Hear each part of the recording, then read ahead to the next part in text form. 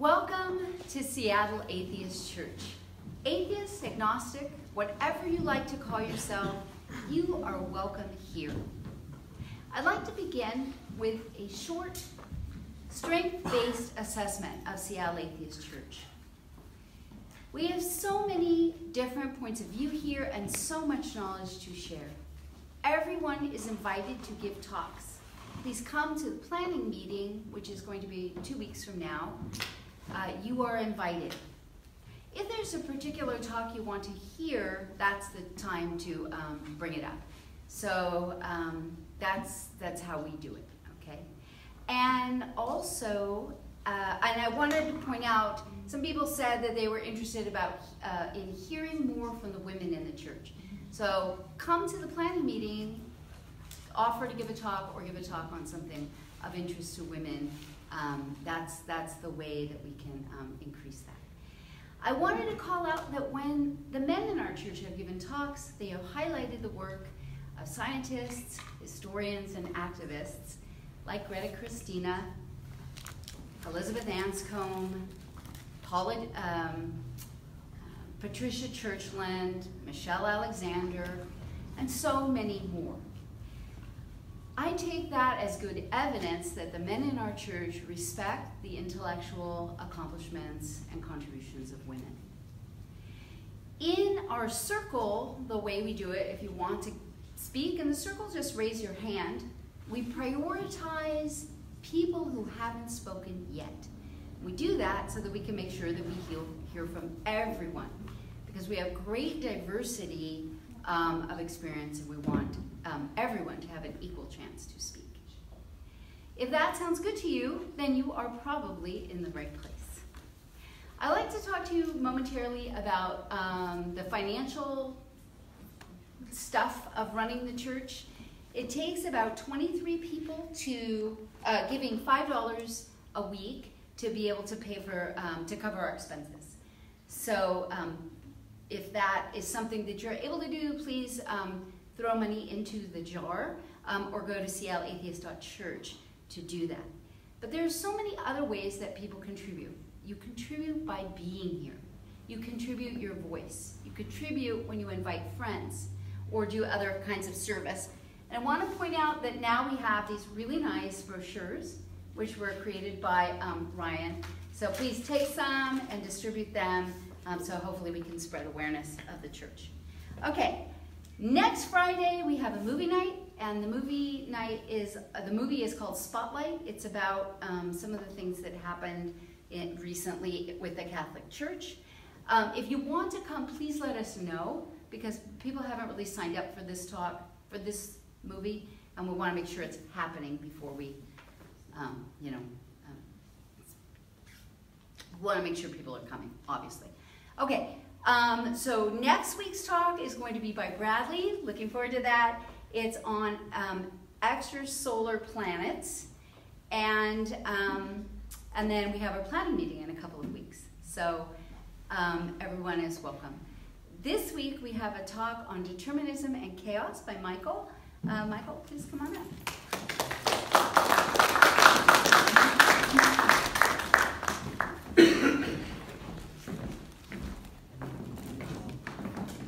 Should wait till after the talk's clap. Today we're going to have I'm going to answer the ultimate. Today I'm going to answer the ultimate exam question. Describe the world in 25 words or less. Describe the universe in 25 words or less, and give 3 examples. But I'm going to try and do it in 25 minutes. How many people think I can do that? Oh, my goodness, it's confidence. Well, I'm going to look at 3 kinds of ways of approaching the universe. When we're born, we're thrown out into the world. And the world is enormous, and we're tiny, tiny, tiny. So we have to make the best of it. And one of the things that we humans use to make the best of it, what science uses, is a outlook on the world, what the world is like, so we know what to do about it. Now, of course, the outlook is only partial because it can never cover the whole universe. But it's better than nothing. So, I'm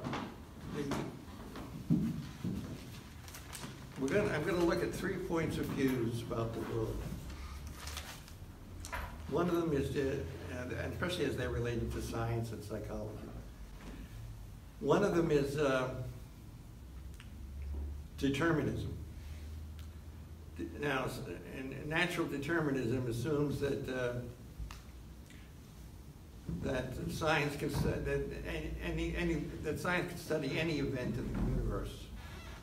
We might not get that far to study every event in the universe, but the assumption is that there are regularities, and if you look for these regularities, you get them. Now, why in the world would anyone believe that? Well, the main motivation is that it serves as a motivation for finding these patterns. What science is trying to do is find these patterns, and they have to use replication and so on in order to find them, to demonstrate them. And of course, if you believe that in chaos, if you believe that there are no patterns out there, well, what's the point? You're not motivated to find them. You know, you may as well teach English.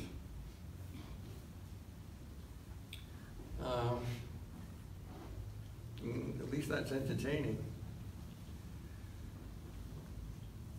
So that's basically why. In other words, they assume the world is determined, but and their own behavior is determined, but they know that there's a whole lot that they can't predict. Most things can't be predicted. In fact, if you take this position far enough, determinism far enough, you come up with something called singularities. In other words, every event is different. Every fingerprint is different. Every snowflake is different.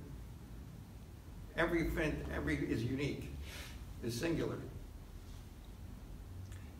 if you think about it. Now, you can take anything at all, like I knock on this thing. Well, why did I knock on the wood? Well, theoretically, if you could know my behavioral history and the way I'm built, you'd be able to predict that. But in order to know my behavioral history, you'd have to know the environment that I grew up in and how that affected me. In order to know that, you'd eventually have to know the difference between what life was like in New Jersey. In order to know that, well, you go back and back and back until in order to know further, you have to be on the planet Earth, and you have to deal with gravity. And before in other words, you keep going back until you've described the whole universe in order to explain one little thing. And that one little thing is singular. That's why it's singular, because when all of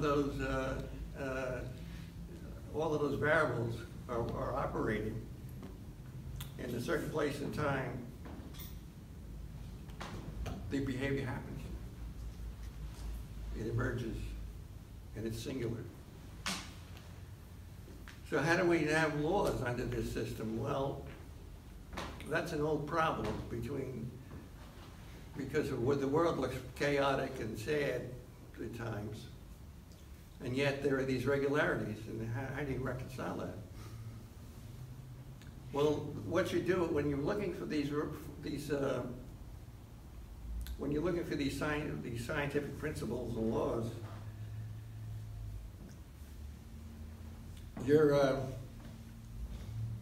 what you're doing is you're ignoring the differences. The differences are there.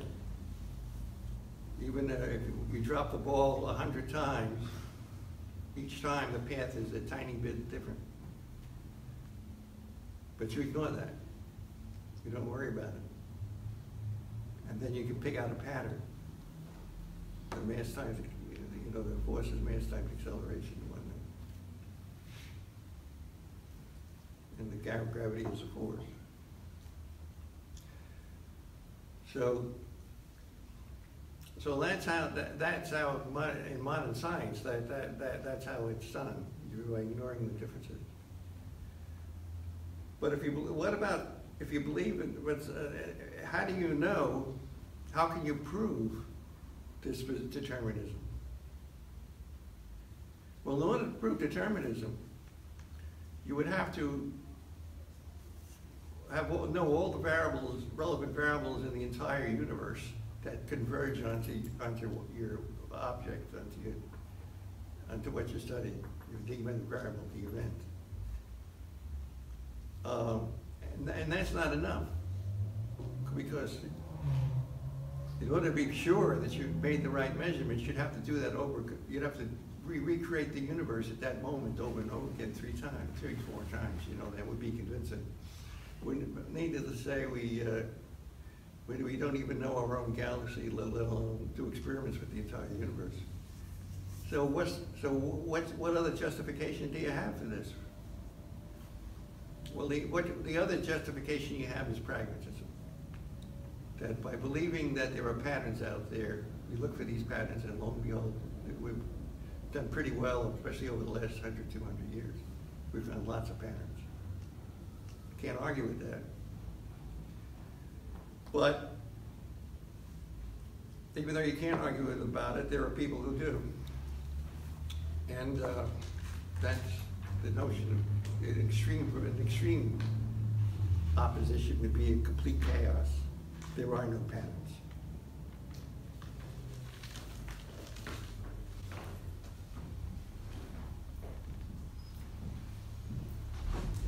There are no patterns. I don't think anybody, does anybody believe that there are no patterns? That there's complete chaos? No. Does anybody believe that it's all determinism? They all believe that. Close? Okay. I think your answers are I agree with them. And for what it's worth.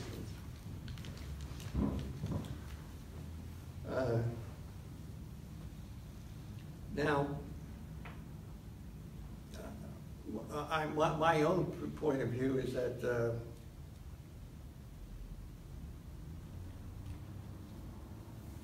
well, it's something that's popular with psychology students and psychologists, and that is that behavior, human behavior, is a function of the external environment, the internal environment, your liver and heart and hormones and so on, and the behavior is the behavior of the whole organism, and not the behavior of the liver alone by itself. You study the liver in order to see how that affects behavior.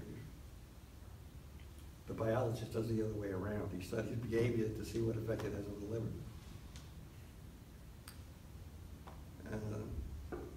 So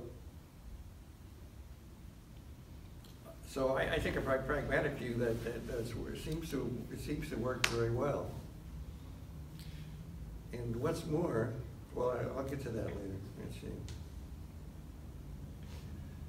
Now, most people who adopt the most people think the behavior is a function of the internal environment, the external environment, and X. Now, an X could be free will, it could be God, it could be, you know, pure chance, whatever. And that's the chaos in regards to behavior. They can also believe that beyond a certain point you have complete chaos, and that's all part of the whole picture. A big motivation for doing that is in order to save Christian and other, or to save religious and other beliefs systems that contradict the emerging science. They want to keep a room for X, so we know, so that you can save the religions. And But of course, if you're a naturalist, you put it off to ignorance that it's just what we don't know yet. So those are the motivations. You get into quantum mechanics now. Now there is a way to demonstrate chaos. You have to take the science to all the way down to a long way, and using your best techniques, you show that it's impossible to come up with it, to predict a pattern. Now, there were quantum mechanics quantum mechanics try to do that. They try to show that their randomness and their chaos at the subatomic levels are real because they can't explain it otherwise. And they've tried, and they've used all kinds of techniques to do that, and they can't do it. So they try to make the argument that chaos exists or randomness exists at that level. And we don't know enough to say, to disprove it. Because a lot of physicists don't agree with that. But it's right now it's up in the air between people like Einstein who believe that God doesn't play with dice, which contradicts the quantum mechanics. So it's controversial.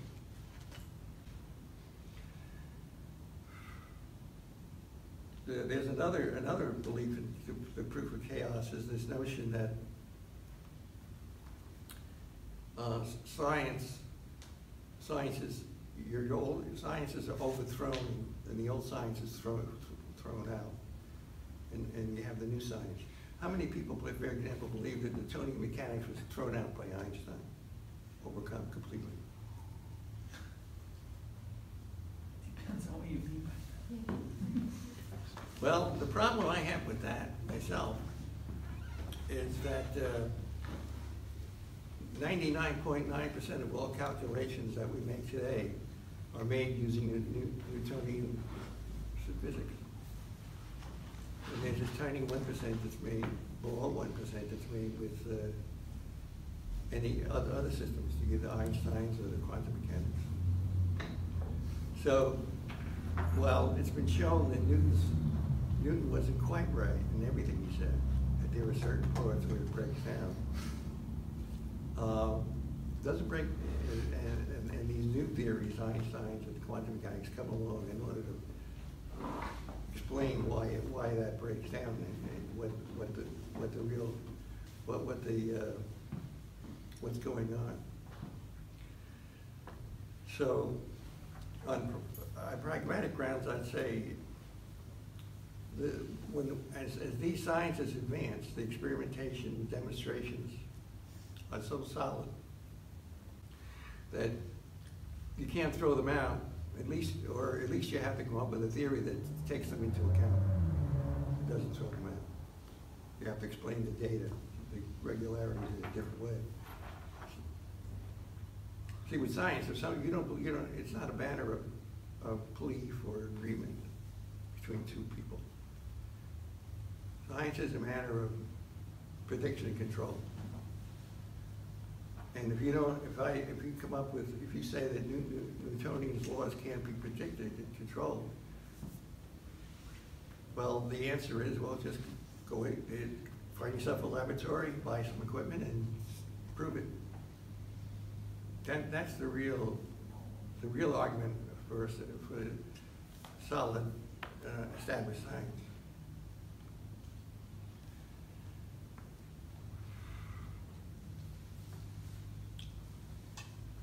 So now, another to demonstrate how in the past religions have used science or use that X factor to save their religion. In the history, there was the argument with Galileo against common sense. The cardinals were arguing for common sense. If Galileo was right, you're going 6,000 miles an hour around the sun. And it's impossible to stand up. This Cardinals are saying, well, I can't even stand up at my stagecoach at 5 miles an hour. How could I be going 6,000 miles an hour? Doesn't make sense. Aristotle was big on common sense as well. They picked up on it. Of course, what they were trying to do is they were afraid that if you could question common sense on something like this, you could question common sense on belief in God. Because you can still argue that common sense is, even today, there's a lot of people who believe that that it's just common sense that God exists. So then you go from then you go to physics, and now you have to save physics from save physics at the same time you save Christianity or you save religion. So determinism applies to physics, but not to religion, not to behavior, not to human behavior. Psychology can't. It breaks away. You need a different kind of science for that. But chemistry did. Now, Immanuel Kant thought that the chemistry would be impossible, and from there he went up the scale for biology, psychology, and so on. They all can't be science. You can't study them as a natural science. But then Lavoisier came along and he made a science out of chemistry with Mendeleev and others. So now you have to save religion from biology. You can't save it from chemistry anymore.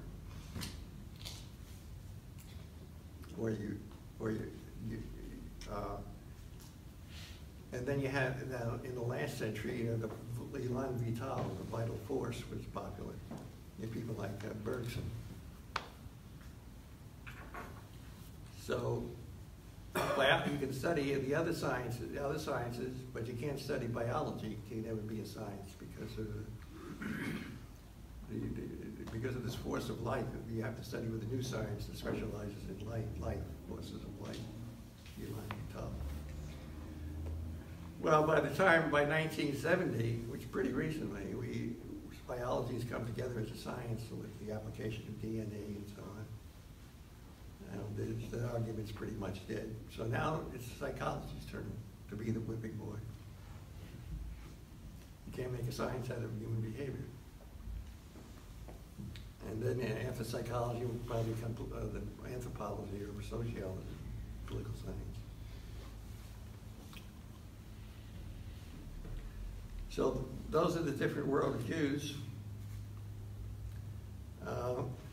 Now, in terms of pragmatism, some pragmatists believe that truth is what works, and that's it.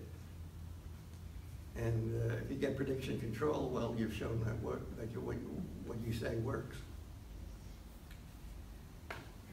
And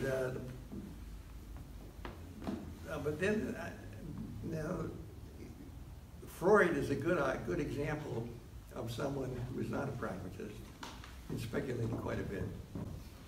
You know, he had some good ideas that eventually caught on. Well, most of those come from Schopenhauer, actually. But he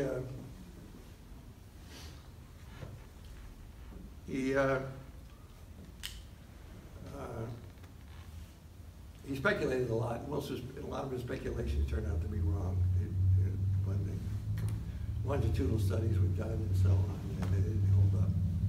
And that's the trouble with when you get away from a very tight,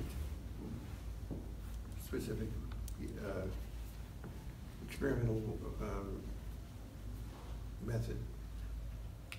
Then you have, on the other extreme, you have B.F. Skinner. And he was so concerned with getting replicable results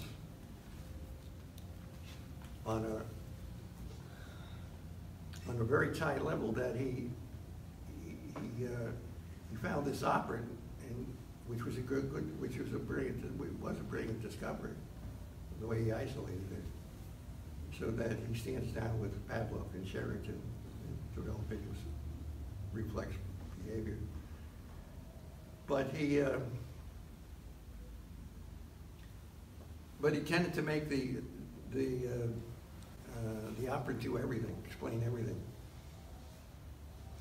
and that breaks down. The operant is one factor among many others. You have to consider the hormones and you have to get more. I mean, he gives credence to the hormones, just says they're not very important. And he gives credence to things like hunger, he says that's not important. What's important is the reinforcer. You focus right on the reinforcer, and when you do that, you tend to ignore the other surrounding factors. And when you're talking about depression or learned helplessness, he goes, you can't handle it. I had an argument with him about the learned helplessness, and he just insisted that the learned helplessness that that Seligman didn't do everything that I said he did, because, and in fact, Skinner was wrong about it. Well, he was pretty angry at the time. But he just didn't think it through. Eventually, he changed his mind. Okay, so my own view then is what I would call pragmatic realism. That is, I believe in realism, that the world is really out there, and that we interact with it, but we can never describe it completely. And the reason why I believe in the realism is pragmatism, that such a belief makes science much clearer, much easier to keep track of what you're doing, much easier to do evaluation. So now, is there still anybody who